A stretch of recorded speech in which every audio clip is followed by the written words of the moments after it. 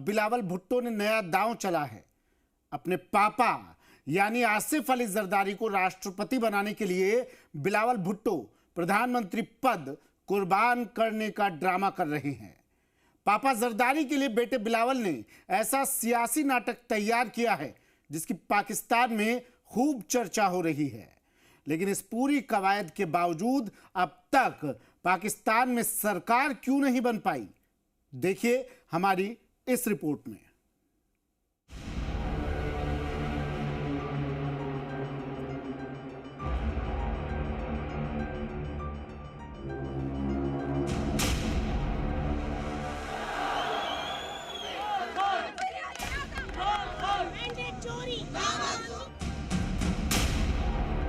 Peoples party ने इक़्तिदार में शराकतदारी का फॉर्मूला ठुकरा दिया। बिलावल भुट्टो कहते हैं कि उन्हें 2 साल का वज़ीर-ए-आज़म बनने की पेशकश हुई जो उन्होंने रद्द कर दी। मुझे तो कहा गया है कि पहले 3 साल हमें दे दे, आखिरी 2 साल आप वज़ीर-ए-आज़म बने। यही तो प्रॉब्लम है जिससे आप पूछते हैं। किसी नून लीग वाले खुद जो है वो प्राइवेटली कहते हैं जी ये तो 1.5 तो उतने नहीं चल सकती कभी। तो अब बात ये है कि ये पीपल्स पार्टी वाले भी हैं, वो भी देख रहे हैं कि हो क्या रहा है। आसिफ अली जरदारी साहब को सदर की जो इलेक्शंस आ रहे हैं उसमें हमारा उम्मीदवार सदर जरदारी होगा। पाकिस्तान में नई सरकार बनाने का डेडलॉक पूरी तरह से खत्म नहीं हुआ है, लेकिन बिलावल भुट्टो राजनीति में अपने पापा को सेट करने में लग गए। अक्सर पिता अपने बेटों के करियर को लेकर परेशान रहते हैं, लेकिन पाकिस्तान में उल्टी गंगा बह रही है।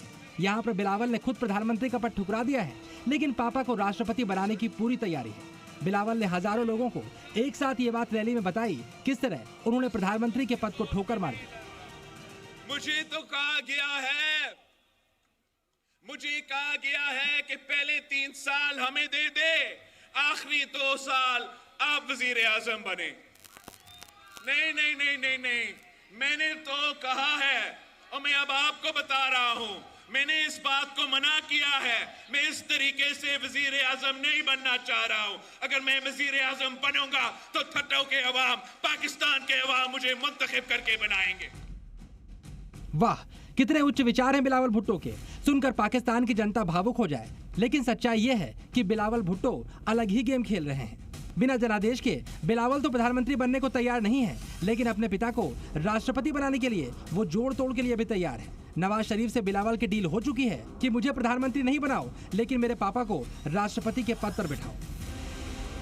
ये जो पूरे पाकिस्तान में ये आग फैल रहा है, इसको बुझाने के लिए हमने फैसला किया है कि आसिफ अली जरदारी साहब को सदर की जो इलेक्शंस आ रहे हैं उसमें हमारा उम्मीदवार सदर जरदारी होगा। और इंशाअल्लाह ताला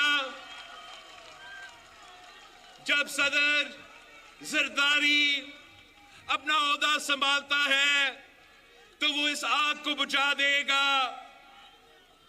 वो वफाक को बुझा देगा, वफाक को बचा देगा और आप सबका, चारों सूबों का ख्याल रखेगा। वैसे सच्चाई यह है कि बिलावल भुट्टो प्रधानमंत्री का पद छोड़कर कोई त्याग की मूर्ति नहीं बन रहे। वो अपना सियासी भविष्य संवारना चाहते हैं, इसलिए ऐसी सरकार से दूर रहना चाहते हैं जो कुछ दिनों की मेहमान होगी और जिसके हिस्से लोगों की नाराजगी के अलावा कुछ नहीं आने वाला। यही तो प्रॉब्लम है जिससे आप पूछते हैं। किसी नून लीग वाले खुद जो है वो प्राइवेटली कहते हैं जी ये तो 1.5 तो उतने नहीं चल सकती कभी। तो अब बात ये है कि ये पीपल्स पार्टी वाले भी हैं, वो भी देख रहे हैं कि हो क्या रहा है। और उधर एस्टेब्लिशमेंट के अंदर भी इश्यूज हैं। खान साहब जो है वो धंधना रहे हैं और वो छोड़ेंगे नहीं। वो तो आपका ख्याल है वो छोड़ देंगे कि ये 5 साल चला लें?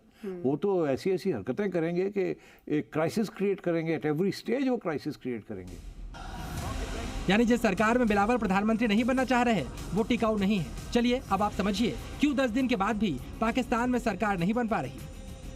पाकिस्तान पीपुल्स पार्टी और पाकिस्तान मुस्लिम लीग नवाज के बीच सरकार बनाने पर सहमति बन चुकी है। आसिफ अली जरदारी राष्ट्रपति बनेंगे, इस बात पर भी नवाज सहमत है। पाकिस्तान पीपुल्स पार्टी को सीनेट का स्पीकर पद देने पर भी सहमति बन चुकी है।